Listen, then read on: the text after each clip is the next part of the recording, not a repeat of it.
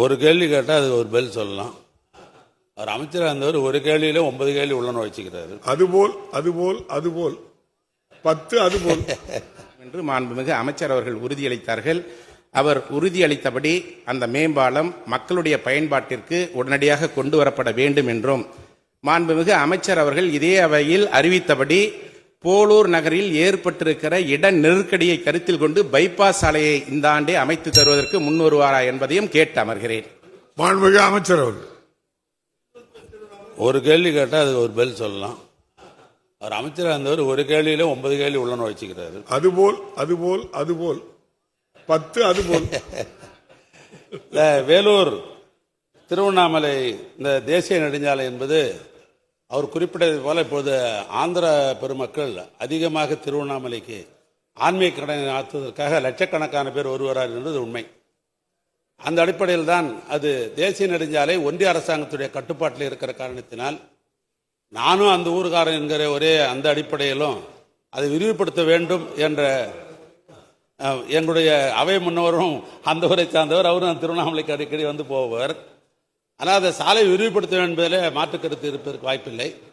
எனவே தொடர்ந்து நான் 2 முறை ஒன்றிய அரசாங்கத்தினுடைய அமைச்சர் மாண்புமிகு நிதின் கட்கரி இடத்திலே கடிதம் கொடுத்ததோடு மட்டுமல்ல, அது அவசியம் குறித்து அவரிடத்தில் அழுத்தமாக சொன்னேன். அது எங்கள் ஊர் ஆன்மீகமான ஊர், அது ஆனால் அதை விரிவுபடுத்த வேண்டும் என்று அவரை நான் கேட்டுக்கொண்டேன். அதோடு மட்டுமல்ல, இப்பொழுது ஒரு கடிதம் அனுப்பி எனக்கு அதற்கு பதில் கடிதம் வந்திருக்கிறது.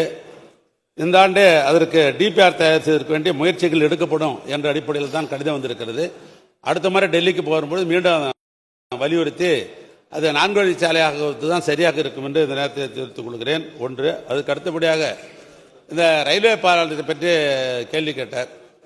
அதுக்கு ஒன்றும் இல்லை, 90% முடிச்சுட்டாருன்னு அது ஒன்று தான் ஒரு தவறான செய்திங்க சொல்லிட்டார். பொதுவாக அந்த பாலம் ஏற்கனவே அந்த ஆட்சியில் அறிவிக்கப்பட்டது என்பதும் டெண்டர் விடப்பட்டது என்பதும் அது உண்மைதான். ஆனால் அவர் சொன்ன மாதிரி 90 பங்கெல்லாம் வேலை நடைபெறலை. இன்னும் சொல்ல போனால் அந்த பாலம் கட்டாத நின்றதுக்கு காரணமே நிலையெடுப்பு எடுக்கலை. அப்ரோச் ரோடுக்கு நிலம் எடுத்திருந்தால் தானே அப்ரோச் ரோடு போட முடியும். நிலமே எடுக்காமல் போய்விட்டார்கள். அதற்கு பின்னால் அதுக்கு வேண்டிய முயற்சி எடுத்து அங்கே நேரடியாக அழைத்து பேசி அந்த நிலத்தை கையகப்படுத்தி அதற்கு பின்னால் அந்த பணிகளை நாங்கள் தொடங்க ஆரம்பித்தோம். அவர் சொன்ன மாதிரி நானும் பொங்கல் தினத்திலே அதை திறந்து விட வேண்டும் என்று பல்வேறு முயற்சிகள் நான் எடுத்தேன். நெடுஞ்சாலையை பொறுத்தளவுக்கு மாநில நெடுஞ்சாலை பணிகள் எல்லாம் நிறைவு பெற்றுவிட்டது. ஆனால் இடையில இருக்கிற ரயில்வே டிராக்கில் பாலம் அமைக்கணும்னு சொன்னால் மாநில நெடுஞ்சாலையில் இருக்கிற நாம் மட்டும் முயற்சி செய்தால் போராது. அது ஒன்றிய அரசாங்கம் அவர்கள் தனியாக ஒரு ஒப்பந்ததாரை அழைத்து ஒப்பந்தம் விடப்பட்டு தான் அதை அவர்கள் அமைக்கிறார்கள். ஆனால் எங்களுடைய அது சம்பந்தப்பட்ட ப்ராஜெக்ட் இன்ஜினியரை ஒரு முறைக்கு 4 முறை அந்த ரயில்வே துறைக்கு நானே நேரடியாக தொடர்பு கொண்டு பேசினுடைய விளைவாகத்தான் இப்பொழுது பாலங்கள்லாம் போடப்பட்டிருக்கிறது. இன்னும் மேலே பிசி போட வேண்டியிருக்குது. அது போட்டு முடிஞ்சோடனே 15 நாளில் கியூர் ஆகிடும்.